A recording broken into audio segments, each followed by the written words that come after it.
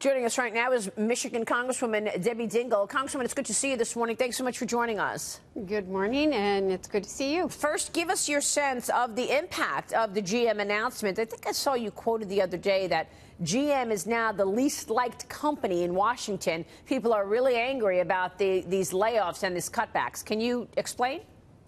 Well, I will say that people's reaction has been in the delegation meeting with the Michigan delegation that Mary Barra had.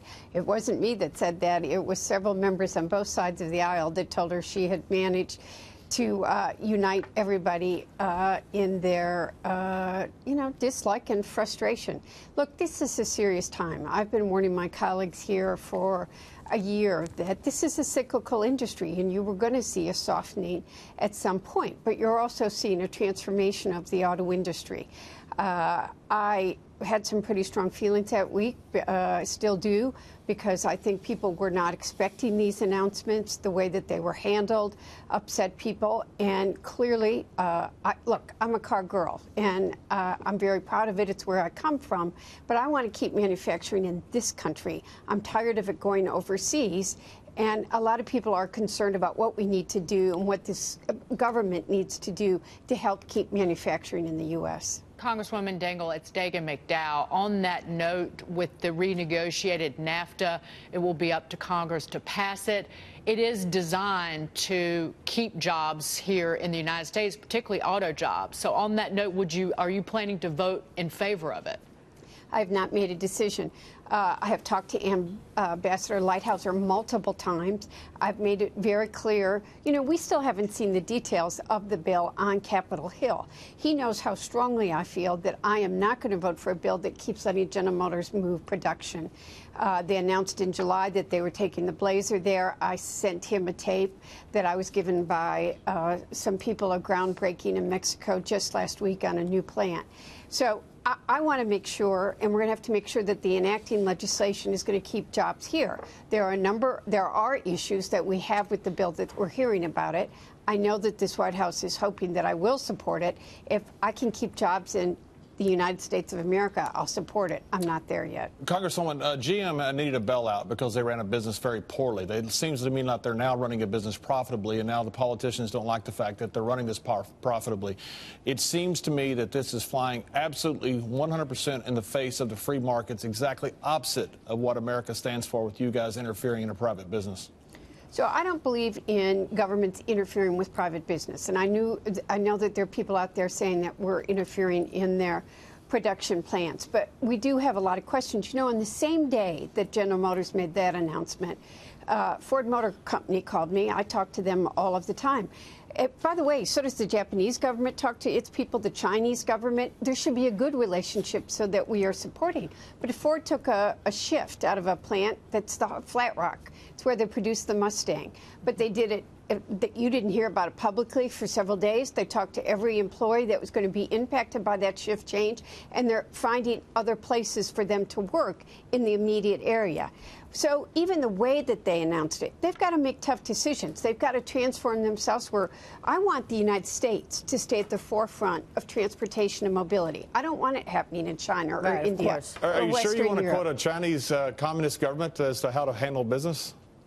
I'm not quoting the Chinese government. You just did. I didn't say that. I said I don't want it built in China. I don't want it built. And I said all of those governments support. You know, if an American company goes to China, they have to invest with the Chinese partner there.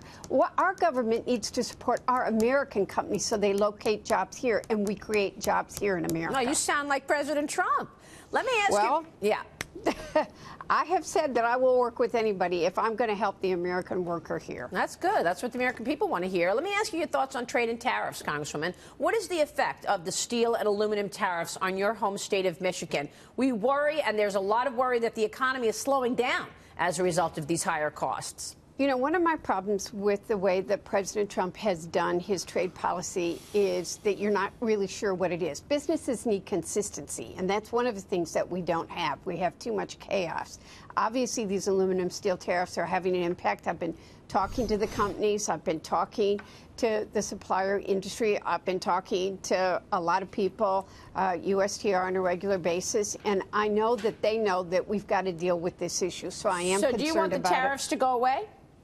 Look, I got to tell you, I have an empty steel plant that sat on the river of my district for 25 years. So I know that we do not have a level playing field. I want a level playing field, and I want consistency. I want a stable policy. Well, the steel workers are happy about the steel tariffs. They are very happy about it. So are you happy about the steel tariffs? I know that it's having an impact, and I know that there is, the way that it's being done right now is not having a positive impact on the businesses and could potentially impact the workers. I also know that we've got too many empty steel plants and too many empty plants in this country because of our lack of a good, strong policy. So it's both. You're talking on both sides of the issue. No, I'm not talking on both sides of my mouth. Yeah, because the steel workers want the steel tariffs. They feel they just got another lease on life because of the steel tariffs. They're happy about it. The companies that are paying those tariffs, the companies that are seeing their input costs, are upset about it. Where do you sit? So if you talk to Ford Motor Company or you talk to some of the other companies, those same companies that oppose TPP, I might also add, that the way that this is being implemented has been chaotic. And if we get what way has it been implemented? What do you mean? It's been chaotic. You don't know what the president's plans are. You don't know how... Well, you know what the president's plans are. He's putting tariffs on steel and aluminum imports. It has not been in a consistent way. The businesses need consistency. But I am going to tell you that I think this government needs to support American companies the way the Japanese support those companies. And we need to do some things, too, like putting some quality standards in there. Some of the steel that we've been getting from Japan has not been at the same quality, and we're seeing some damage because of that, too, I might also add on the side. Congresswoman, getting back to NAFTA, the USMCA agreement, the Commerce Department is out there saying, look, the only way they're going to back it is if these steel and aluminum tariffs are removed from Mexico and Canada. Where do you stand on that issue? I probably, I'm listening to all of the discussions. I am having discussions with people, but I think that is something that we need to take a very serious look at. So the bottom line, are you going to vote for USMCA? I don't know, and I call it NAFTA 2.0 because I want people to know that the first NAFTA really hurt jobs and screwed the American worker, and I don't want to put a different title on it. It's NAFTA 2.0, and if it's going to help the American worker, if it's going to stop jobs going to Mexico, if I'm not going to see another groundbreaking, I'm going to vote for it. Well, I mean, will it help or not? Have you seen it? I mean, I have not seen the details. I've had multiple discussions with many people, and until we see the details and there's some things in there that we know are going to take care of it, I'm not committed, but I'm more likely to vote for it than many others. Are you at least going to read it before you vote on it?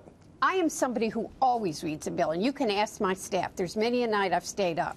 Well, and good you for can you. ask We like people. that. Yeah, I don't just do this willy-nilly.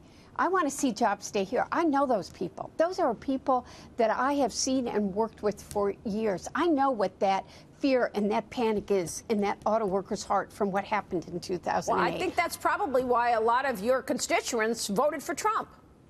It is why. By the way, I'm somebody who 2 years ago said that President Trump could win because Democrats did a terrible job of talking to the worker and letting them know that they cared about him. So how's the president doing now, Congresswoman? He's got some, he campaigned in Ohio and Michigan and said he wouldn't let an auto plant close. Well, we just heard that we're going to see some plant closings. Are you going to blame him on the GM shutdown? I have said, just for the record, I'd work with him.